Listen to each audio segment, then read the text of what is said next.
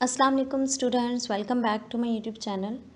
आज हम पढ़ेंगे फ्राइड की थ्योरी की साइकोसेक्सुअल स्टेजेस। ये 5 स्टेजेस हैं, मैं उनको एक्सप्लेन करूँगी और हर स्टेज पे क्या टास्क हैं, क्या एज रेंज है और क्या फिक्सेशन होती है, इसको मैं डिस्कस करूँगी आज। तो ये 5 स्टेजेस हैं: ओरल, एनल, फैलिक, लेटेंसी और जेनिटल। फ्राइड ने पर्सनैलिटी के 3 पार्ट्स डिफाइन किए हैं: इड, ईगो और super ego. It pleasure principal पर बेस करता है, ईगो रियलिटी के प्रिंसिपल पर बेस करता है और सुपर ईगो मॉरल प्रिंसिपल पर बेस करता है। अगर इसको मैं सिंपल वे में बताती हूँ तो इस तरह से है कि इट अपनी हर ख्वाहिश को पूरी करना चाहता है, जबकि सुपर ईगो से ऐसा करने से रोकता है। सुपर ईगो कहता है कि मॉरल स्टैंडर्ड्स देखो, सोशल वैल्यूज़ देखो, ऐसा नहीं करना चाहिए। और जबकि ईगो इन दोनों के दरमियान में बैलेंस करती है, इन दोनों के दरमियान में कन्फ्लिक्ट्स और इश्यूज़ को रिजॉल्व करती है। तो एक ईगो दरमियानी रास्ता इख्तियार करती है। तो हमारी जो सबसे पहली स्टेज है ओरल स्टेज के लास्ट में जाकर ईगो डेवलप हो चुकी होती है और थर्ड स्टेज फैलिक स्टेज है जिसमें सुपर ईगो डेवलप होती है। इसके बाद फ्राइड ने अपनी हर इस थेरी की साइकोसेक्सुअल थेरी में साइकोसेक्सुअल स्टेजेस जो एक्सप्लेन किए हैं उसमें हर स्टेज में लिबिडो का डिस्कस किया है। लिबिडो को डिस्कस किया गया। लिबिडो क्या होता है? लिबिडो होती है अर्जेस, डिज़ायर्स, सेक्सुअल नीड्स, और ये एक एनर्जी होती है जो फ़र्द को काम की तरफ उकसाती है। सो ठीक है, ये लिबिडो हो गई। अब हम बढ़ते हैं अपनी स्टेजेस की तरफ।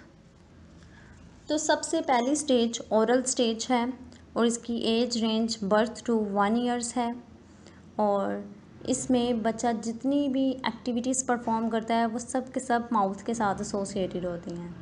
आई मीन टू से डैट कि उसकी माउथ के साथ एक वो प्लेजर सीख करता है अपने माउथ के साथ। जितने भी वो ज़्यादातर बच्चा ओरल एक्टिविटीज़ को परफॉर्म कर रहा होता है, जैसे वो सक करता है, टेस्ट करता है। वैसे देखें तो क्योंकि बर्थ थ्रू 1 ईयर है और इसमें मदर बच्चे को फीड भी करवाती हैं, तो वो प्रोसेस भी बच्चे के लिए, इसमें भी बच्चों की लिबिडो है उसको वो अचीव करता है। और so child derives pleasure from oral activities and he like to put everything in his mouth. बच्चा हर चीज़ अपने मुंह में डालना पसंद करता है। तो ये पहली स्टेज है ओरल और इसमें ये टास्क परफॉर्म होते हैं। ओरल एक्टिविटीज़ परफॉर्म करता है, सक करता है, टेस्ट करता है। और अगर यहाँ पर फिक्सेशन कैसी होती है? अगर बच्चे की नीड्स को फुलफ़िल नहीं किया जा रहा है, उसको रोका टोका जा रहा है इन सब चीज़ों से और उसको फीड नहीं करवाया जा रहा, तो यहाँ पर फिक्सेशन डेवलप हो जाएगी। अब जब फिक्सेशन डेवलप हो गई है तो जब बच्चा बड़ा हो जाएगा तो उसकी पर्सनैलिटी में कुछ चीज़ें आएंगी, जैसे वो नेल बाइटिंग करेगा, कुछ बच्चे स्मोकिंग की तरफ जाएंगे, कुछ एक्सेसिव ड्रिंकिंग करेंगे या फिर च्युइंगम का यूज़ करते हैं। इसके बाद सेकंड स्टेज पे आते हैं। सेकंड स्टेज का नाम एनल है। एज रेंज 2 to 3 ईयर है और इसमें बच्चा टॉयलेट ट्रेनिंग सीखता है। मदर बच्चे को टॉयलेट ट्रेनिंग सिखाती हैं, वॉशरूम यूज़ करना सिखाया जाता है, डेफिकेट करना और यूरिन पास करना सिखाया जाता है बच्चे को। अब मदर की कैसी पर्सनैलिटी है, क्या स्टाइल है, कैसा उसका टीचिंग स्टाइल कैसा है, बच्चे को टॉयलेट ट्रेनिंग कैसे सिखाई जा रही है, ये बहुत असरअंदाज होता है, ये अफेक्ट करता है उसकी अगली लाइफ को, बच्चे की अगली लाइफ पर। तो इस स्टेज के दौरान अगर बच्चे को इंकरेज किया जा रहा है, उसकी हौसला अफजाई की जा रही है, उसे डांट डपट नहीं किया जा रहा, बहुत हार्श पेरेंटिंग नहीं है, ठीक है, हर चीज़ पे उसे इंकरेज किया जा रहा है, टॉयलेट अच्छे से यूज़ करने पर इंकरेज करना, और अगर वो इसको नहीं भी कर पा रहा है तो उसकी हौसला अफजाई करना और उस बच्चे की पूरी तरह हेल्प करना। अगर इस तरह से जो उसकी टॉयलेट ट्रेनिंग हो रही है तो उसकी कॉम्पिटेंट पर्सनैलिटी होती है, बड़ी अच्छी पर्सनैलिटी डेवलप हो रही होती है, उसके सबके साथ रिलेशंस अच्छे हो रहे होते हैं, बच्चे के अच्छे रिलेशंस बनने के चांसेस होते हैं। इसके बाद वो पेरेंट्स जो बड़ी हार्श पेरेंटिंग होती है इनकी, और टॉयलेट ट्रेनिंग बड़ी हार्श है, बच्चों को छोटी छोटी बात पे मारना, डांट डपट करना, और टॉयलेट ट्रेनिंग में बड़ी सख्ती की जा रही है, तो बच्चे की स्टिंजी पर्सनैलिटी हो जाती है। He is unwilling to share his things with other children. वो अपनी टॉयज़ शेयर नहीं करता, अपनी चीज़ें शेयर नहीं करता।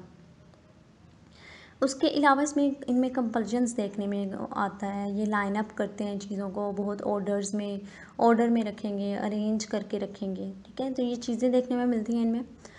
फिर इसके अलावा जो नेगलेक्टफुल होती है, यानी कि टॉयलेट ट्रेनिंग बिल्कुल नेगलेक्ट किया जा रहा है, बच्चे की नीड्स को देखा नहीं जा रहा, उस पर बिल्कुल तवज्जो नहीं दी जा रही है, लैक्स टॉयलेट ट्रेनिंग है। तो जो फिक्सेशन डेवलप होगी वो ये होगी कि बच्चा बड़ा मैसी हो जाएगा, वो चीज़ों को गड़बड़ करेगा, डिसऑर्गेनाइज्ड पर्सनैलिटी होगी और रिबेलियस करेगा अगेंस्ट सोसाइटी, यानी कि वो रेजिस्ट करेगा अथॉरिटी को, कंट्रोल करने की कोशिश करता है चीज़ों को। तो इस तरह से फिक्सेशन डेवलप होती है, ठीक है। ऑब्सेशंस होते हैं, स्टिंजी टाइप होती है पर्सनैलिटी की, कंपल्जन्स होते हैं अगर हार्श टॉयलेट ट्रेनिंग है, और अगर नेगलेक्टफुल है तो मैसअप करेगा चीज़ों को, डिसऑर्गेनाइज्ड होगा और रिबेलियस होगा अगेंस्ट अथॉरिटी। अब हम बात करते हैं थर्ड स्टेज की। थर्ड स्टेज फैलिक स्टेज है और इसमें सुपर ईगो डेवलप हो रही होती है। 3 to 6 ईयर्स एज रेंज है इसकी। इसमें जो टास्क होता है वो ये होता है कि बच्चा अपने सेक्स को आइडेंटिफाई करता है, ठीक है। अपनी बॉडी के बारे में अवेयरनेस हो रही होती है। यहाँ पर जो कन्फ्लिक्ट्स होते हैं, यहाँ पर जो फिक्सेशंस डेवलप होती है वो दो तरह से होती है। उसका नाम है इडिपस कॉम्प्लेक्स और इलेक्ट्रा कॉम्प्लेक्स।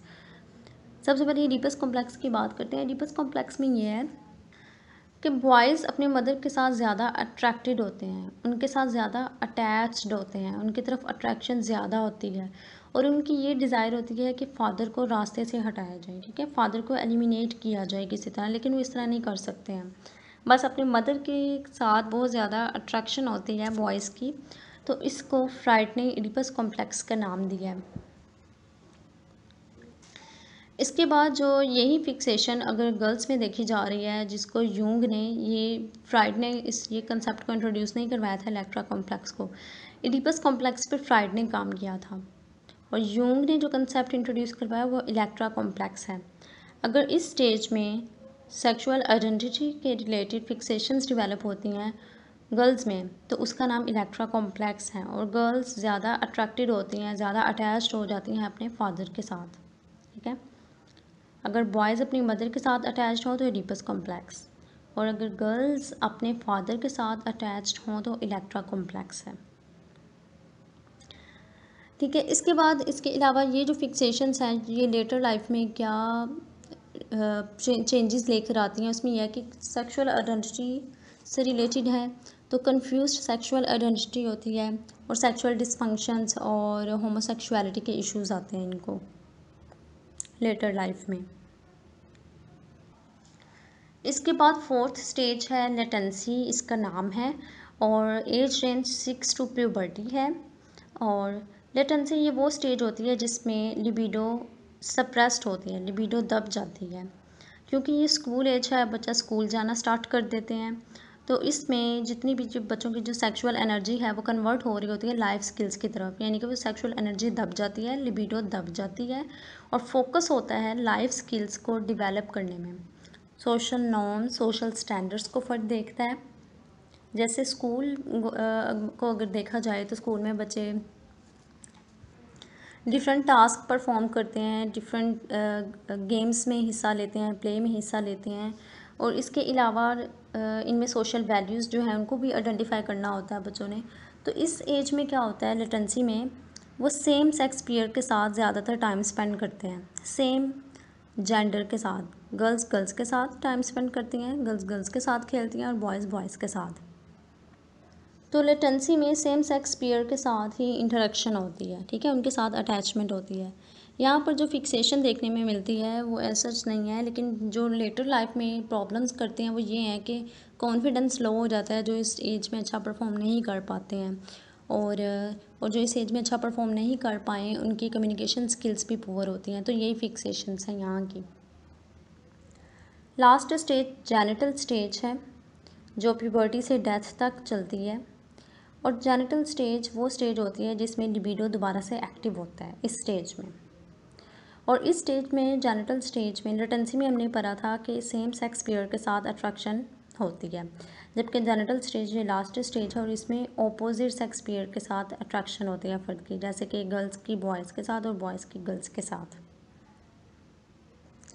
अच्छा, ये वो स्टेज होती है जिसमें हम ये देखते हैं कि पिछली स्टेजेस की कारकर्दगी क्या थी, जैसे कि ओरल, एनल, फैलिक और लेटेंसी, इनमें क्या क्या कन्फ्लिक्ट्स आए, क्या क्या फिक्सेशंस थी।